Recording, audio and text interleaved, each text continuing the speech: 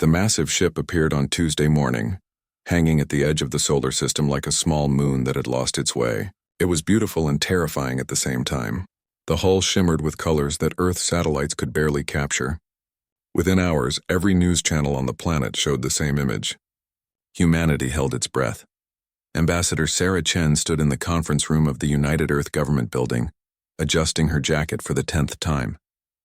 Through the window, she could see the crowds gathering in the streets below. Banners waved. People chanted. Some prayed. Others partied. The aliens were coming, and nobody knew what would happen next. "They're requesting permission to land," said Dr. Marcus Webb, the lead xenobiologist. His hands shook as he held the translated message. "They call themselves the Galactic Consil. They say they come in peace to welcome us to the greater civilization." General Martinez snorted from his position by the wall. "How generous of them. Coming to welcome us to our own planet." "Quiet," Chen said, though she understood his concern. "This is what we trained for. First contact, the moment that changes everything." The alien ship landed 3 days later in the Nevada desert. A platform extended from its side and the delegation emerged. Chen walked forward with her team, her heart pounding so hard she thought the aliens might hear it. The first alien looked like a jellyfish. A very large, very purple jellyfish that floated in the air inside a bubble of shimmering liquid. It wore what appeared to be a tiny golden crown perched on its dome. When it spoke, its voice came through a translation device that made it sound incredibly pompous. "Greetings, primitive species of the third planet. I am Grand High Arbitrator Zelnoth of the Celestial Bureaucratic Order, fourth chair of the Eternal Committee, keeper of the Sacred Protocols, and representative of the Galactic Council's First Contact Division." Subsection 12, paragraph 4. Chen blinked. She had practiced her response 1,000 times. "Welcome to Earth. I am Ambassador Sarah Chen representing—" "Stop!" The jellyfish bobbed dramatically. "You have violated Protocol 742. The subordinate species must wait for the complete introduction before speaking. This is most irregular." Behind the floating jellyfish, 6 other aliens emerged. One looked like a bird, but with feathers that shimmered like oil on water. It wore a ceremonial hat that was at least 3 times bigger than its head. The hat had bells on it. Another alien resembled a very tall, very thin bear covered in silver fur. It held a staff with so many symbols carved into it that Chen couldn't count them all. "Please forgive our ignorance," Chen said carefully. "We are new to your protocols. Perhaps you could explain them to us?" The jellyfish bobbed again, this time in what might have been approval. At last, a sensible statement. "Yes. We shall educate you in the ways of the civilized galaxy. Follow us to the ceremonial greeting area." The humans followed the aliens to a cleared space where someone had set up what looked like a very elaborate obstacle course mixed with a formal dining room. There were platforms at different heights, cushions of various sizes, and a long table covered in objects that Chen couldn't identify. "The greeting ceremony has 17 phases," announced a new alien, this one looking like a floating rock with crystals growing out of it. "First, the subordinate species must present the petition of acknowledgement. Then the council representatives will perform the dance of welcome. Following this, there will be the exchange of symbolic gifts, the recitation of the Treaty of First Meeting, and the signing of Form 47B, which must be witnessed by—" "I'm sorry," interrupted Dr. Webb. "Did you say dance?" The bird-like alien stepped forward, its enormous hat jingling. "Yes, the dance of welcome. It is a sacred tradition, passed down through 47,000 years of galactic civilization. Observe. What happened next would be replayed on Earth's internet for decades." The bird alien began to hop on one foot, then the other, while waving its wings in circles. The jellyfish bobbed up and down in time with some music that only it could hear. The tall bear thing swayed from side to side, making low humming sounds. Chen felt a tickle in her throat. She coughed, trying to cover it. Beside her, General Martinez had turned red. His jaw clenched tight. Dr. Webb's eyes were watering. The dance continued for 5 full minutes. When it ended, the aliens looked at the humans expectantly. "Now," said the jellyfish, "you must perform your species' traditional response dance. This is Protocol 743. "We don't have a traditional response dance," Chen managed to say. The aliens gasped. Actual gasps. The jellyfish's bubble quivered. "No response dance. But how do you show respect? How do you acknowledge the greeting?" "This is unprecedented. We usually shake hands, offered Martinez. Shake hands? The tall bear alien leaned down to examine Martinez's extended hand. You vibrate your grasping appendages? How violent? No, we just grip and move up and down, Chen demonstrated with Webb. Like this. The aliens huddled together, making various sounds of concern and confusion. Finally, the jellyfish floated back to the humans. We will allow this deviation. For now, but you must file a petition for cultural exception, Form 392C, with the Committee for Non-Standard Greetings. The approval process takes approximately 15 cycles. 15 cycles? Asked Chen. Yes, roughly 3 of your Earth years, Martinez coughed. Chen recognized that cough. It was the cough of a man trying desperately not to laugh. Now, continued the jellyfish, not noticing, we must proceed to Phase 4, the reading of your species' crimes and virtues. This typically takes 6 to 7 hours. Please be seated. The bird alien produced a scroll that unrolled all the way to the ground and kept going. We have observed your species from afar. Your technological development, while crude, shows promise. However, we have noted several concerning behaviors. Item 1. You have engaged in armed conflict with members of your own species. This is against Galactic Law, Code 17, Section 9. You mean war? Webb asked. Yes, war. A barbaric practice banned 43,000 years ago. What do you do when species disagree? Martinez asked. We file complaints with the Committee for Interspecies Relations. They review the grievances and issue rulings. The process takes 20 to 30 years, but it is civilized. This time, Chen couldn't help it. A small laugh escaped her lips, disguised quickly as another cough. The bird alien continued reading. Item 2. Your species has created weapons of mass destruction. Item 3. Your planet has over 200 separate governmental systems. Item 4. You consume other living beings for sustenance. Item 5. Wait, Chen interrupted. You don't eat living things? Certainly not. We synthesize nutrients. The consumption of biological matter is considered barbaric in all civilized worlds. Martinez was shaking now, his face deep red. Chen could see tears forming in the corners of his eyes. Item 6. Your species makes decisions through something called voting, where the opinion of the majority overrules the minority. This is chaos. All proper decisions must be made through committee consensus, which can take decades but ensures fairness. Decades, Chen repeated. Yes. For example, the decision to contact your species was first proposed 173 years ago. The vote was finalized only last year. That did it. General Martinez let out a sound that was half cough, half laugh, half sob. Dr. Webb had to turn away, his shoulders shaking. The jellyfish's bubble turned a darker shade of purple. Is something wrong with your biological systems? Do you require medical assistance? Chen took a deep breath, fighting for control. No, we're fine. Please continue. But as the bird alien kept reading the list of humanity's crimes, which included everything from eating cheese to having pets to playing competitive sports, Chen felt her own control slipping. When they reached item 47, your species tells deliberate falsehoods for the purpose of humor, creating what you call jokes. She finally broke.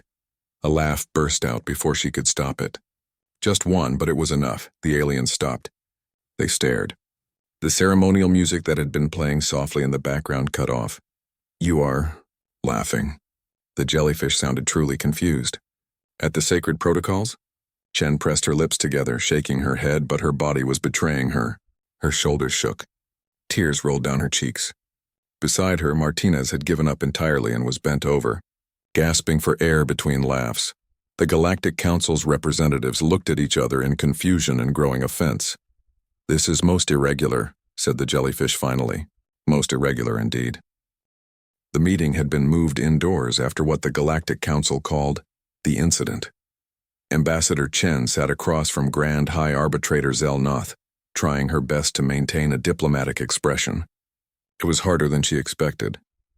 Perhaps we started on the wrong foot, Chen said. Could you tell us more about the Galactic Council? How it works? The jellyfish bobbed, seeming pleased by the question. Of course. The Galactic Council is the pinnacle of civilization. We have maintained peace and harmony for 47,000 years through our system of laws, protocols, and committees. A holographic display appeared in the center of the room. It showed a structure so complicated that Chen's eyes hurt trying to follow all the lines and connections. Boxes within boxes, all connected by arrows and dotted lines. This is our governmental structure, Zelnoth explained proudly. At the top we have the Supreme Council of 12. Below them the regional councils numbering 473. Each regional council oversees multiple sector councils.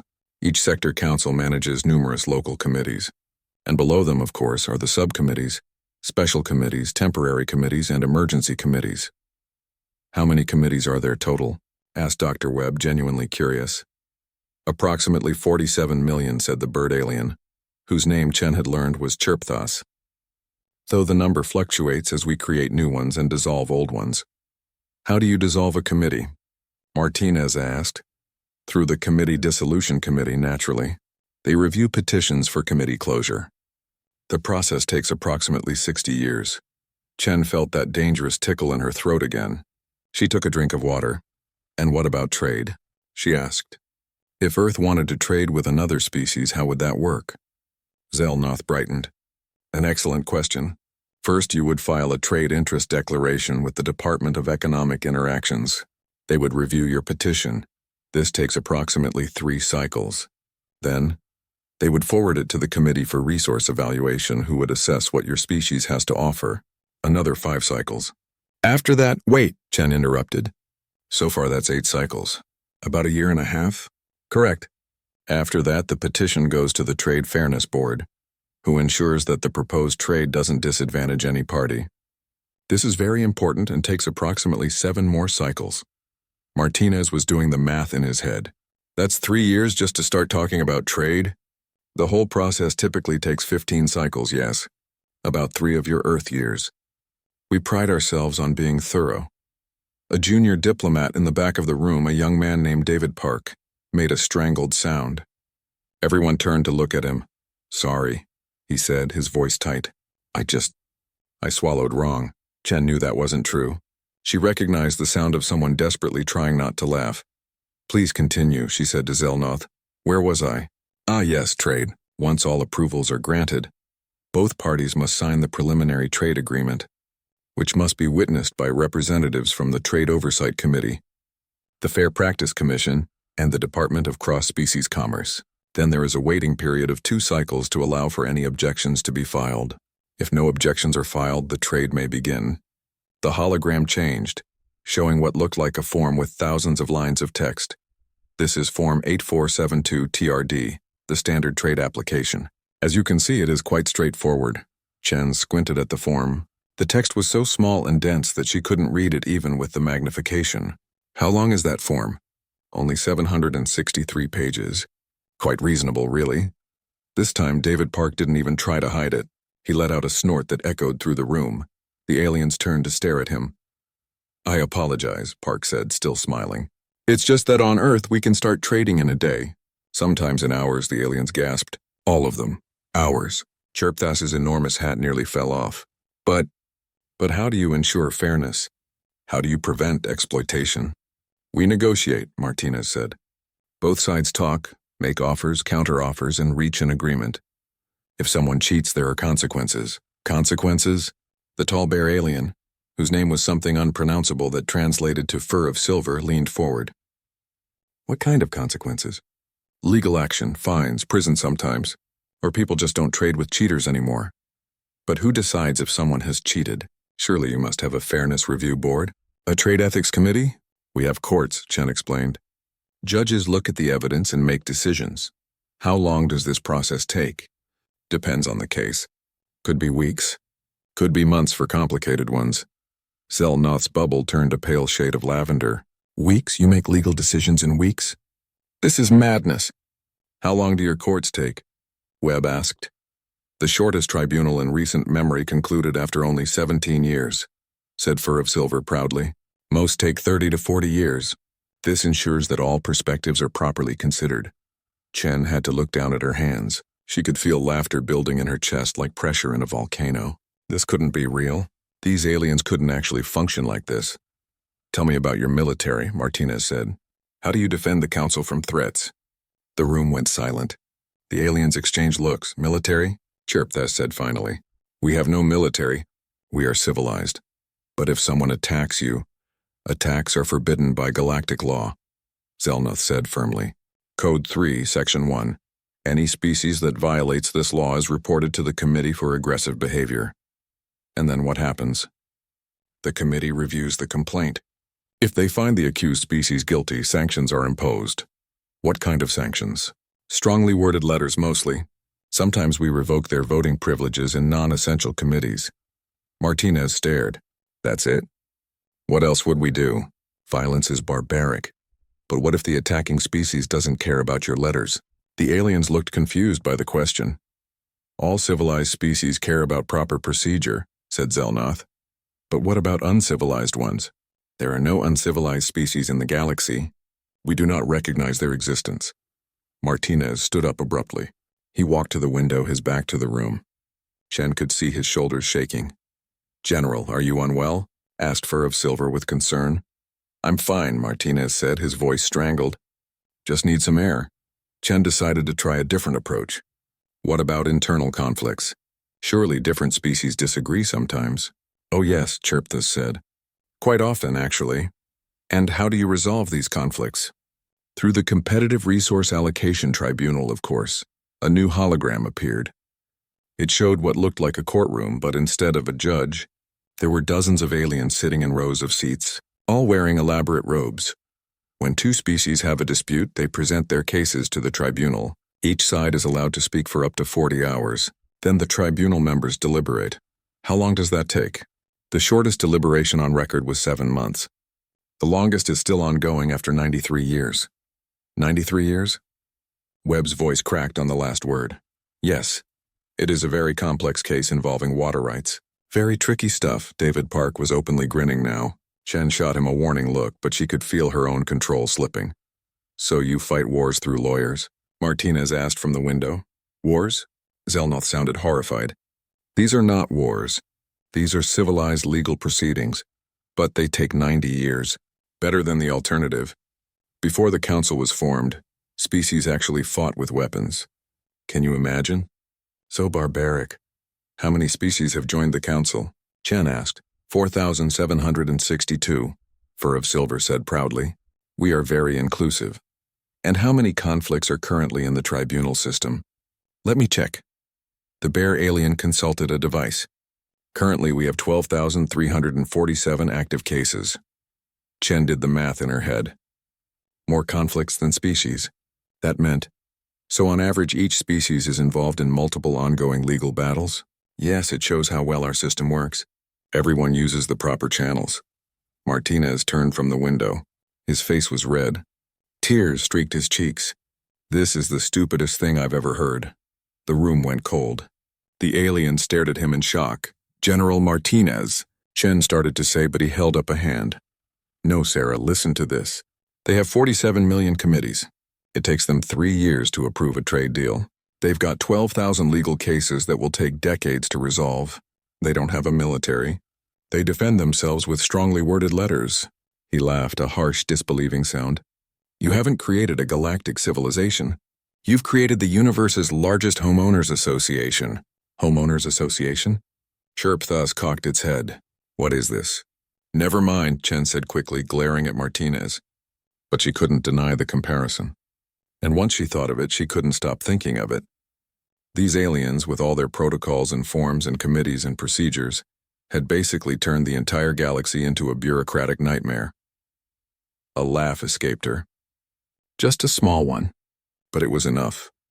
You are laughing again, Zelnoth said, sounding hurt. Why do you keep laughing at our civilization? Chen tried to compose herself. I'm sorry.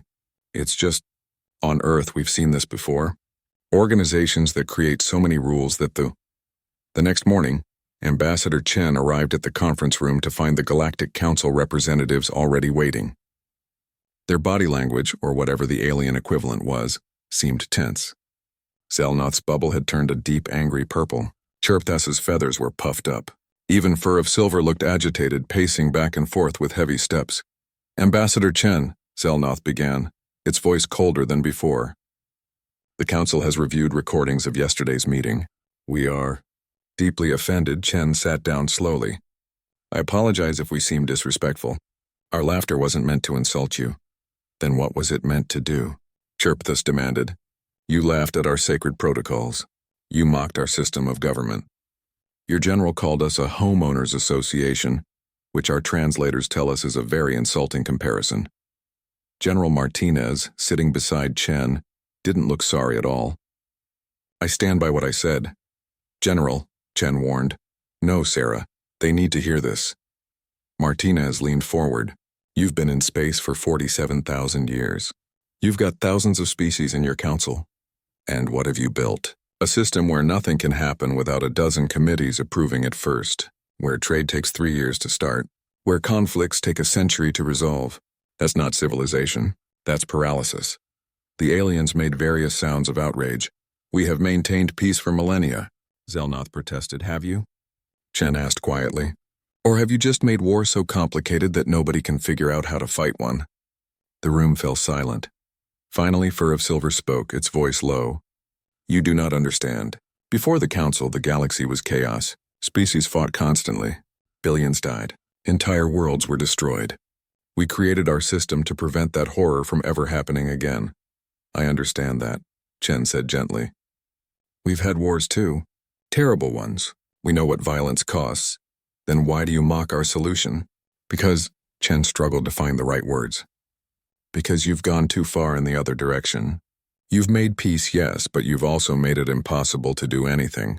Even good things. Dr. Webb cleared his throat. May I ask a question? You said you've maintained peace for 47,000 years. But has the Council faced any serious external threats in that time? The aliens exchanged glances again. That same uncomfortable silence fell over the room. There have been incidents, Zelnoth said carefully. What kind of incidents? Another pause. Then Chirpthus spoke. Perhaps we should show them. The Council has not authorized, Zelnoth began. They need to know, especially if we want their cooperation. The holographic display activated. At first, Chen didn't understand what she was seeing. It looked like space, stars scattered across darkness. Then she noticed the empty patches, places where stars should be but weren't. 300 years ago, Fur of Silver said quietly, we detected an anomaly in the outer rim of the galaxy. Ships were disappearing. Then colonies. Then entire star systems. The hologram zoomed in, showing a planet, a beautiful blue and green world, cities visible on the surface. Then something appeared at the edge of the image. It was hard to look at, like a shadow that moved wrong, like darkness that was somehow darker than the space around it. The shadow touched the planet, and the planet simply stopped. The clouds froze in place. The lights in the cities went out.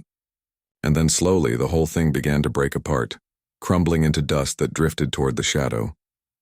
We call them the Devourers, Chirpthus said. We don't know what they are. Ships made of dark matter, maybe, or beings of pure energy, or something we don't have words for. All we know is that they consume everything they touch. Matter, energy, life, all of it goes into them and never comes out. Chen felt cold. Beside her, Martinez had gone very still. How many systems have they destroyed? Webb asked. 47, Zelnoth said. 12 species have been completely eliminated. 4 more are down to their last few worlds. And what have you done about it? We formed the Threat Response Committee immediately. They have been studying the problem for 283 years. 283 years? Martinez's voice was deadly quiet. Yes, it is a very complex problem. We have sent expeditions to study the Devourers, collected enormous amounts of data, run simulations, consulted experts from every field, and in those 283 years, Martinez interrupted, the Devourers have destroyed 47 star systems. We are being thorough. You're being slow. Martinez stood up, his chair scraping back. You've studied them for almost 3 centuries while they ate entire civilizations. What would you have us do? Zelnoth's bubble turned bright purple. Rush into battle without proper planning? That is barbaric. So is standing by while billions die. We have not been standing by. The committee has developed 17 different strategic proposals. How many have been approved? Silence, how many? Martinez demanded. The approval process is ongoing, Chirpthus said quietly. The Strategic Defense Subcommittee is currently reviewing the proposals. They expect to make a recommendation in approximately 40 years. Chen closed her eyes. She wasn't laughing anymore. Show us more, she said. Show us everything you know about the Devourers. For the next 3 hours, the aliens presented their data. It was comprehensive and detailed. The Devourers moved slowly but steadily, consuming about one star system every 6 years. They didn't communicate. They didn't negotiate. They simply consumed and moved on, based on their current trajectory, Webb said, doing calculations on his tablet. They'll reach the core council worlds in about 127 years. 127 years. 4 months and 9 days, Fur of Silver corrected. We have been very precise in our calculations. And your approved defense plan will be ready in the full approval process, including committee review, council votes, and implementation planning, should be complete in approximately 140 years. The number hung in the air. So you'll have your defense plan ready, Chen said slowly. 13 years after the Devourers reach your core worlds. There may be delays, Zelnoth admitted. But we believe we can expedite certain steps. You're all going to die, Martinez said flatly. Every single one of you. We have time to— No, you don't. You think you do because you've been living in your bureaucratic bubble for so long that you've forgotten what real danger looks like. But those things? He pointed at the hologram where a recording showed a devourer consuming a station. They don't care about your committees. They won't wait for you to file the proper forms. They'll just eat you, Zelnoth drew back. How dare you speak to us this way? We invited you here to join our civilization, to add your resources to our defense fund. Your defense fund? Chen asked. Yes, each species contributes based on population and economic output. The fund is currently at 7 trillion credits. It should be enough to build proper defensive installations once the plans are approved. Once the plans are approved, Chen repeated. In 140 years, give or take. Chen looked at her team. Martinez's face was hard as stone. Webb looked sick. David Park was staring at the hologram in horror. You didn't invite us here to join your civilization, Chen said quietly. You invited us because you're desperate. You've got a threat you can't handle with committees and forms. You need help. Real help? It's not— It is. You know it is. That's why you came to Earth, even though we're barbaric by your standards. You're hoping we'll contribute to your defense fund. Maybe speed up some of your processes. The alien said nothing. Chen stood up. Give us access to all your data on the Devourers. Everything. Sensor readings, recordings, failed defense attempts, all of it. That would require filing a data access request with the Information Management Committee. We're not asking permission, Chen said, her voice hard. We're telling you. Give us the data or we'll take our ships and go home. Your choice, Zelnoth's bubble pulsed rapidly. This is blackmail! This is reality. You need us more than we need you. So you can either work with us right now, no committees, or you can go back to your protocols and die waiting for them to save you. The aliens huddled together, making urgent sounds in their own languages. Chen waited, her heart pounding. Finally, Zelnoth turned back. This is highly irregular. Everything about humanity is irregular, Martinez said. Get used to it. We will provide the data, but only because the situation is dire. Smart choice, Chen said. As the aliens prepared to transfer their files, Fur of Silver approached Chen. You understand what you are seeing, yes? The Devourers cannot be reasoned with. They cannot be bribed or negotiated with. We have tried. I understand. Then what will you do? You have no committees to organize your response, no protocols to guide you. How will you make decisions? Chen looked at the hologram again, watching a world die in silence. Quickly, she said. We'll make them quickly. The data from the Galactic Consil filled every computer on Earth. Scientists worked around the clock analyzing 3 centuries of information. What they found was both encouraging and terrifying. They're consistent, Dr. Webb told the emergency strategy meeting. The Devourers follow predictable patterns. They move from system to system in a straight line. They don't change course. They don't adapt.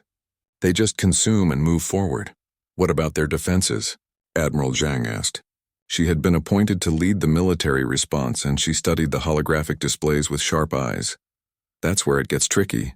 The Council tried to fight them exactly 3 times in 300 years. All 3 attempts failed. Why? Because they took too long to organize. By the time their fleets arrived, the Devourers had already finished consuming the target systems and moved on. And when they did catch up, their weapons were ineffective. What kind of weapons did they use? Energy weapons, mostly. Lasers, plasma cannons, particle beams, all very advanced. But the Devourers absorbed the energy. Made them stronger, actually. Martinez leaned forward. What about kinetic weapons? Webb shook his head. The Council banned kinetic weapons 40,000 years ago. Called them primitive and uncouth. They refused to even test them. So they never tried hitting these things with something solid? Correct. Martinez and Zhang exchanged looks. Zhang smiled, and it wasn't a pleasant smile. Oh, she said. Oh, this is going to be fun. 3 days later, Ambassador Chen stood before the Galactic Council. The meeting was broadcast across the galaxy. Thousands of species watching in real time. Thank you for the data. Chen began. We've analyzed it carefully. We believe we can stop the Devourers. The assembled aliens stirred. Selnoth floated forward. You have developed a strategy? So quickly. But you haven't even formed a committee. We don't need a committee. We need action. Here's what we're going to do. A hologram appeared showing human ships, dozens of them, moving toward Devourer positions. We're deploying our fleet immediately. We'll engage the Devourers at System 47, which is next in their path. But there are protocols, Chirpthas protested. You must file a military action proposal with the Defense Coordination Committee. Then the Rules of Engagement Subcommittee must approve your tactics. And the Weapons Review Board must certify that your armaments meet galactic standards. No, Chen said simply. The word hung in the air. No? Zelnoth's bubble quivered. What do you mean, no? I mean, we're not doing any of that. We're going to fight now, our way. This is unacceptable. Fine, then you handle it. Oh wait, you can't because you've been trying for 300 years and failed. Chen's voice was hard. We're not asking permission. We're informing you. If you want to file a complaint about it, go ahead. We'll read it after we save your lives. The council erupted in protests, but Chen simply ended the transmission. Admiral Zhang's fleet reached System 47 in 2 weeks. The Devourers were already there. A dozen shadow-like forms drifting toward the inhabited world. 3 billion people were evacuating as fast as they could, but there wasn't enough time. All ships, this is Zhang. The Admiral's voice came across the fleet channel. Remember your training. These things eat energy, so we're going old school. Prepare kinetic missiles. The human ships launched their weapons. Solid chunks of metal and rock accelerated to a significant fraction of light speed. No fancy energy shields, no plasma warheads. Just mass and velocity. The missiles hit the Devourers like hammers. And the Devourers screamed. It wasn't a sound exactly. More like a vibration that human sensors could barely detect. But every living being in the system felt it. A wrongness that made their teeth ache and their skin crawl. The nearest Devourer's form rippled. Part of it tore away, dissipating into nothing. Target damaged, Zhang's tactical officer shouted. Firing again! More missiles launched. The damaged Devourer tried to move, but it was slow, sluggish. The second volley hit, and the thing simply came apart. Like smoke in a strong wind. Holy hell, someone whispered. It worked. Don't celebrate yet, Zhang said. We've got 11 more. All ships, pick your targets. Fire at will. The battle that followed was nothing like what the Galactic Council had ever seen. No careful positioning, no formal declarations, no time to analyze and plan, just rapid, brutal action.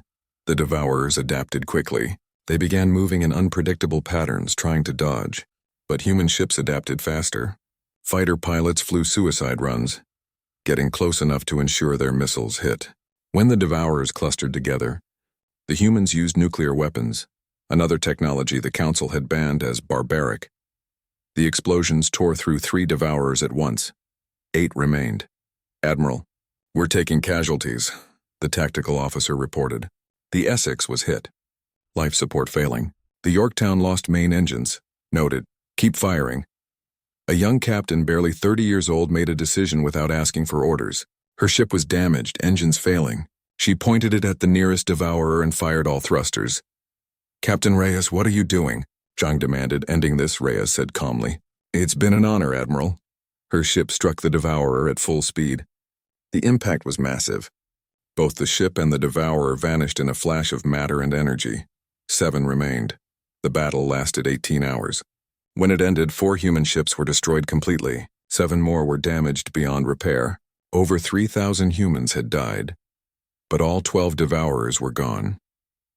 The rescued population of System 47 watched in stunned silence as the human fleet limped away from the battlefield. They had never seen anything like it. The Council's military doctrine was about preservation, careful strategy, and acceptable losses measured over decades. The humans had thrown themselves into battle like they were trying to wrestle death itself. News of the victory spread across the galaxy in hours. The Galactic Council convened an emergency session for the first time in recorded history. The proceedings, which would normally take months to organize, happened in 3 days. Zelnoth addressed the Council, its bubble a pale, sickly color. The humans have violated 17 different military protocols. They used banned weapons. They acted without authorization. They engaged in what can only be described as reckless violence. And they won, said a voice from the assembly. It was one of the species whose worlds were in the Devourer's path. In 18 hours, they accomplished what we've failed to do in 300 years. But at what cost? Chirpthas protested. 3,000 dead. 7 ships destroyed. By our standards, this is an unacceptable casualty rate.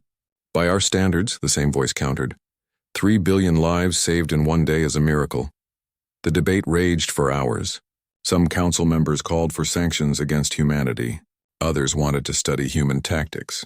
A few, a very few, suggested maybe the humans were right. Meanwhile, back on Earth, Admiral Zhang stood in a hospital, visiting the wounded from the battle. She found a young pilot, her legs shattered, lying in a bed and staring at the ceiling. "How are you feeling, Lieutenant?" Zhang asked. "Like I got hit by a planet, ma'am," the pilot said with a weak smile. "But we won, right?" "We won." "Good." The pilot closed her eyes. "Those council aliens, they think we're barbarians, don't they?" "Probably. Do you think they're wrong?" Zhang was quiet for a moment. "I think there are different kinds of strength. They built a civilization that lasted 47,000 years without war. That's something we could never do. But when the real danger came, they couldn't fight it, so maybe neither of us has it completely right. So what do? We teach them how to fight, and maybe they teach us how to live without fighting. If we're smart, we'll learn from each other." The lieutenant nodded and drifted back to sleep. Zhang left the hospital and found General Martinez waiting outside. "The council wants to talk," he said. "They're calling it emergency negotiations. Only took them 3 days to organize. That might be a record for them. They want us to stop fighting the Devourers." Zhang laughed. A tired, bitter sound. "Do they now?" "Some of them do. Others want us to keep going but follow their rules. And a few, not many, but a few, want to learn from us. What do you think we should do?" Martinez looked up at the sky where stars were just beginning to appear. "I think we keep fighting. Because if we don't, those things will eventually reach Earth. But I also think Chen was right. We need to teach them. Show them that you can be civilized and still be ready to fight when you have to. Think they'll listen? Some will. Some won't. But the ones who do might just survive what's coming." High above Earth in the massive council station, Ambassador Chen prepared her next speech. She had been given 30 minutes to address the entire Galactic Council. Normally, such addresses took months to arrange and were strictly scripted. She threw the script away and spoke from her heart instead. But that was a story for another day. For now, humanity had proven something important, that quick thinking and decisive action could win battles that careful planning never could. The question was, could they teach an entire galaxy to change 47,000 years of habit? Chen was about to find out. The emergency session of the Galactic Council was the largest gathering in over 1,000 years. Every species sent representatives. The grand hall was packed with beings of every shape and size imaginable. And in the center, on a platform designed for honored guests, stood Ambassador Sarah Chen of Earth. She looked out at the thousands of eyes, and eye equivalents, staring at her. Some looked curious, some looked angry, many looked afraid. "Thank you for allowing me to speak," Chen began. Her voice was translated into 4,000 languages simultaneously. "I know many of you are upset with humanity right now. We broke your rules. We used banned weapons. We acted without permission. And yes, we killed the Devourers that were about to destroy System 47. Murmurs ran through the crowd. Some of you think we're barbarians," Chen continued. "And you know what? Compared to your civilization, maybe we are. You've had peace for 47,000 years. We've only had global peace for 2 centuries. You've built a society where every voice is heard, every concern is addressed. That's beautiful. That's something we're still working toward. She paused, letting her words sink in. But we weren't laughing at you because we think you're stupid. We were laughing because we've been where you are. We've built systems so complicated that they stopped working. We've created bureaucracies so large that they forgot their purpose. Earth has risen and fallen many times because of this. A hologram appeared behind her, showing images from Earth's history. Empires that had collapsed under their own weight. Governments that had drowned in paperwork. The Roman Empire fell partly because it became impossible to govern. The League of Nations failed because it couldn't act quickly enough.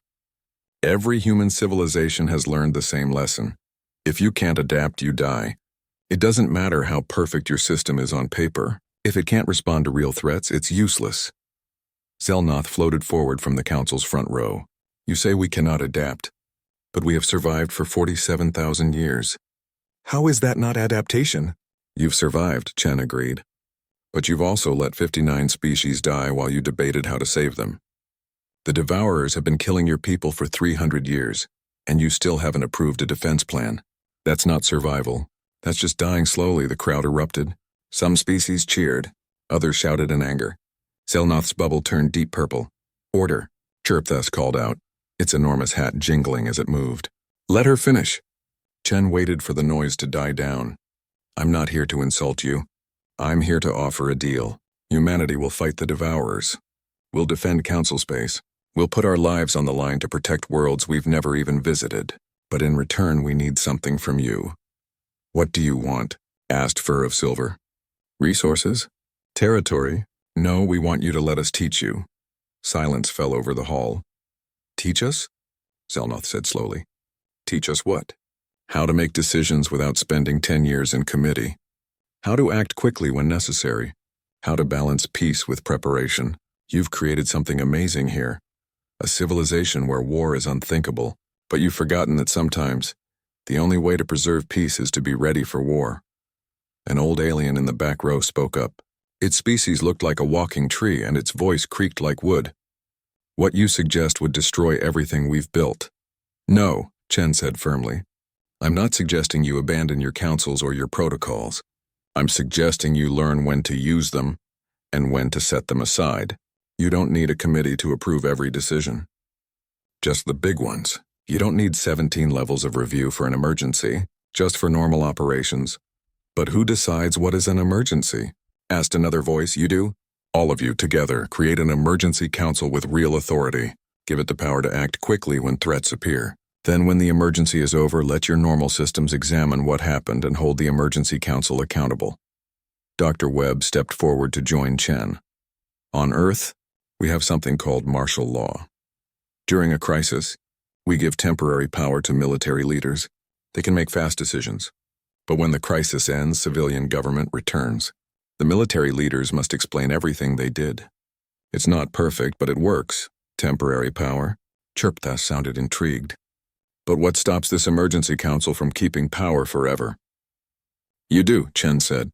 All of you. Your 4,000 species, your millions of committees. They stay in place. They watch. If the emergency council abuses its power, you remove it. You've spent 47,000 years building systems to prevent tyranny. Use them. But don't let those systems prevent you from defending yourselves. General Martinez joined them on the platform. Here's the truth, humanity isn't better than you. We're not smarter or braver. But we've learned to balance two things you've kept separate. We have laws and councils and debates. But when danger comes, we act first and argue about it later. You argue first and act never. Neither extreme works. What you're describing, said a species that looked like a floating crystal, sounds like chaos. It is chaos, Martinez agreed. Controlled chaos. It's messy and imperfect and people make mistakes. But it's alive. Your system is orderly and perfect and dead. The crystal pulsed angrily. We are not dead. 59 species are, Chen said quietly. And more will follow unless you change. The debate continued for hours. Some species demanded humanity be expelled from council space. Others wanted to immediately create the emergency council Chen had suggested. Most were somewhere in the middle, uncertain and afraid. Finally, Zelnoth called for a vote. We will decide, do we allow humanity to defend council space using their methods? All in favor? The vote took 30 minutes to count. 4,000 species, each with their own voting procedures. When the results appeared, Chen held her breath. 347 in favor. 1653 against. 1762 abstentions. The measure passes, Zelnoth announced, sounding tired. Humanity is authorized to engage the Devourers without prior council approval. However, they must file detailed reports after each engagement. We can do that, Chen agreed. Furthermore, Chirpthas added, the council will create an emergency response committee with limited authority to act quickly during crisis situations. The committee will consist of 30 species rotating every 5 years. Humanity will be offered a permanent seat. We accept, Chen said. This will take time to implement, Fur of Silver warned. We must draft charter documents, establish procedures, determine the scope of authority. How long? Martinez asked, optimistically. 7 years, Martinez sighed. Better than 140. The session ended and delegates began filing out. Chen stood on the platform, exhausted. She had just committed humanity to fighting a war across the galaxy. They would lose people, ships, maybe entire colonies if they weren't careful. But looking at the aliens around her, some grateful, some hostile, most just confused, she knew it was the right choice. Dr. Webb approached her. Think they'll really change? Some of them will, Chen said. The ones smart enough to realize that their old way is killing them. The other, she shrugged. We'll protect them anyway. Why? If they won't adapt, why should we die for them? Because someone has to. And because maybe, if they see us doing it, they'll learn. 1 year later, the human fleet had pushed the Devourers back 300 light-years. 27 battles, 16 victories, 11 stalemates, over 12,000 human casualties. But 0 council worlds lost. Admiral Zhang stood on the bridge of her flagship, reviewing reports. The Emergency Response Committee, newly formed and still figuring out how to work, had just approved her request for reinforcements. The approval took 3 days instead of 3 years. It was progress. In the council chamber, Ambassador Chen attended her 100th session. She wore formal dress now, having learned that the aliens did appreciate ceremony when it was appropriate. The meeting was discussing trade routes, something that once would have taken years. Today's session would conclude in 6 hours. More progress. And in the outer rim, a species called the Vexthar, bird-like beings who had lost 3 colonies to the Devourers, approached a human military instructor. They wanted to learn how to fight. The instructor, a grizzled Marine named Torres, looked at the nervous aliens. You sure about this? It's not pretty. People get hurt. People die. We are sure, their leader said. Better to die fighting than waiting. Torres smiled. All right then. Let's start with basic tactics. First rule, when in doubt, hit it hard and fast. The Vexthar took notes carefully, writing down every word. In the council medical station, the wounded from the latest battle recovered slowly. Humans lay in beds next to council species who had been evacuated from threatened worlds. The patients talked, sharing stories, learning about each other. A young human pilot told a group of Chirpthas children about Earth's oceans. A council engineer explained ancient technologies to human scientists. Slowly, carefully, 2 very different cultures began to understand each other. Zelnoth visited Chen's quarters one evening, floating in through the door with surprising quietness. Ambassador, the jellyfish said formally. Grand High Arbitrator, Chen replied, equally formal. Then she smiled. Want some tea? It's an Earth thing. I suppose I could try it. They sat, or in Zelnoth's case, floated, in comfortable silence for a moment.